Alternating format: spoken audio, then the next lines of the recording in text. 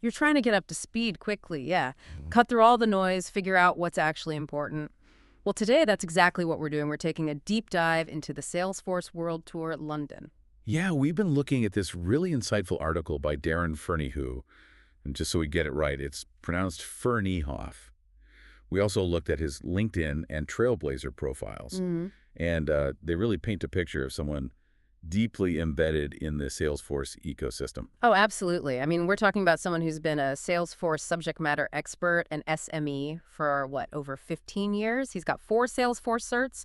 He's a Trailhead All-Star Ranger, which is, pretty impressive. Right.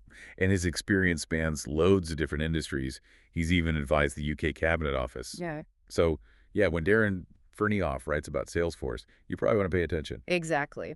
So our mission, if you like, is to pull out the key takeaways from his article on the World Tour London. We want to explain why it matters, especially if you're trying to stay informed without getting, totally overwhelmed. Okay, so let's start there.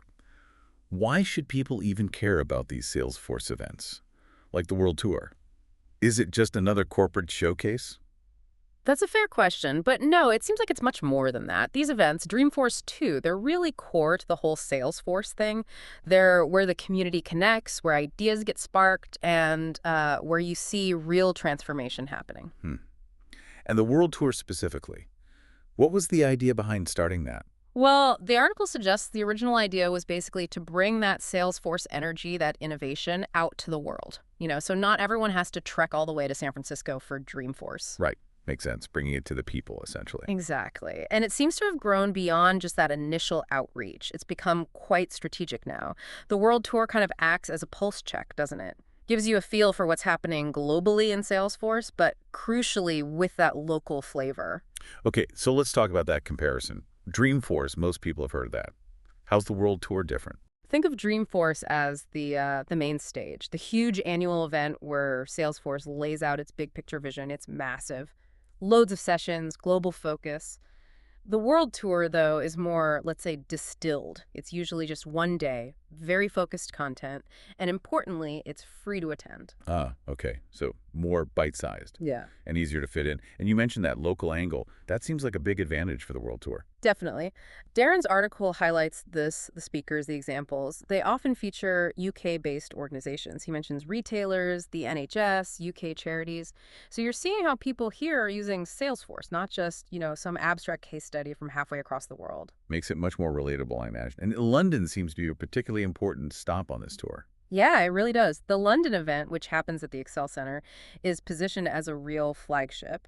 Darren talks about this unique energy it has. You get the big enterprise players mixing with startups and all the trailblazers connecting. It's a proper hub. Interesting.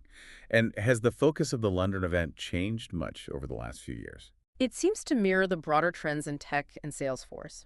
In 2022, for instance, sustainability was a big theme. Net zero cloud was front and center. You had green tech leaders, people from the UK public sector talking about environmental impact. Right, that makes sense. And 2023. 2023 was definitely the year of AI buzz. Einstein GPT was the big news. Salesforce was really pushing how AI was being embedded across the platform. So lots of live demos showing off AI-generated insights. And the most recent one, 2024. The focus shifted a bit towards data, trust, and keeping the customer central. Companies like Aston Martin, McLaren were featured, talking about how they use Salesforce, especially in industries with lots of regulations. Plus, there was huge interest in data cloud, unifying customer data, and of course, how AI and CRM continue to merge. So it really reflects the hot topics of the moment each year. Okay, so looking ahead, the next one Darren mentions is Wednesday, June 11th, 2025, back at Excel London. What should someone expect if they go? Well, the day usually kicks off with the main keynote. Around 10:30 a.m. UK time, you get senior Salesforce execs, maybe a special guest.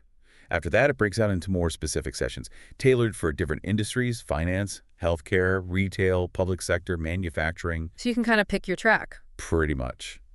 And expect lots of live demos, seeing Einstein AI, Slack integrations, data cloud in action. Plus, a big part of it is networking. There's usually a Trailblazer community lounge, lots of chances for those, hallway track conversations. Oh, yes, the informal chats can be just as valuable. Absolutely. And they usually have hands-on zones, too. Yeah. You can actually play with the features, talk to Salesforce experts directly, and often the day wraps up with a happy hour or some kind of reception, more networking. Seems like a packed day. So for someone going for the first time, what kind of practical advice does Darren offer in his piece? Any insight or tips? Oh yeah, he's got some really good actionable stuff. First off, register early. It's free, but it does fill up. You can't just show up. Okay, good one. Mandatory registration. Right. And get there early on the day. Excel's huge, and queues can build up for registration and getting into the popular sessions. He also stresses planning your agenda. Use the Salesforce Events app.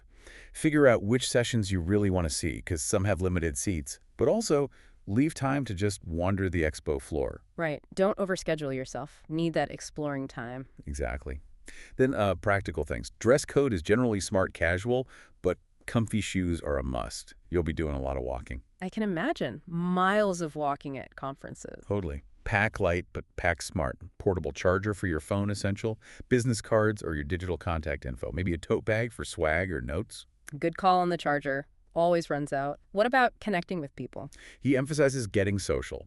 Follow the event hashtags like hashtag Salesforce Tour, hashtag WT London 25. Visit the community campfire area that's usually in the Trailblazer zone. Look out for meetups. And stay hydrated and fed. Bring a water bottle. Check when the food stalls are open. Basic stuff, but easy to forget when you're busy. True. Conference fog is real. Yeah. And one last great tip he gives. Don't just leave after the main keynote. Often the crowds thin out a bit later in the day, and that's when you can have some really good conversations or catch insightful sections you might have missed. Stick around for the deeper dives later on. Makes sense. So, zooming out again, what's the ultimate value here? Why should someone invest a day at the World Tour London? Darren really positions it as like an ignition point for the UK Salesforce community. It's not just about learning stuff. It's about discovering ideas together, forming alliances, maybe even sparking your next career move within that ecosystem. So community and connection are key. Definitely. And he makes the point that it's valuable whether you're brand new to Salesforce, just trying to figure it all out, or if you're a seasoned pro wanting to stay right on the cutting edge. Ultimately, he kind of brings it back to the people. Even with all the amazing tech, innovation really comes from the trailblazers, the folks using it, sharing ideas. It's about the human element driving the tech forward. And does Darren suggest any specific next steps for people reading his article? Yeah, pretty straightforward calls to action. First, register for the 2025 London World Tour when registration opens. Don't wait. Second, check the official event FAQ on the Salesforce site if you have detailed questions. And third, maybe look up articles or posts from past attendees to get a feel for the experience from their perspective. Right. Get those first-hand accounts. And for listeners who might want to get even more involved with the Salesforce community here in the UK, does he offer any pointers? He does. Since he's involved with the UK Salesforce Consultants and Contractors Community, SFC&C, he provides links for that, their public LinkedIn page, their private group, their events page. He also links to the general list of London Trailblazer community groups, which are more local meetups, and to London's Calling, that's a big annual community-run Salesforce event in the UK. So plenty of ways to connect beyond the World Tour itself. Yeah, and he includes his own LinkedIn and Trailblazer profile links again, so people can connect with him directly if they want. Okay, so wrapping this up then, it really sounds like the Salesforce World Tour London is a pretty significant event, but also quite accessible for anyone wanting to plug into the Salesforce world in the UK. That sums it up well. It's a focused dose of insights and networking without needing the commitment of, say, flying to Dreamforce, a really valuable opportunity. Definitely food for thought. So maybe think about this. How could spending a day at an event like that actually change how you see the Salesforce landscape? Could it spark something for what you're working on? We put all those links Darren mentioned to the event, the community groups, his profiles right there in the show notes for you to check out.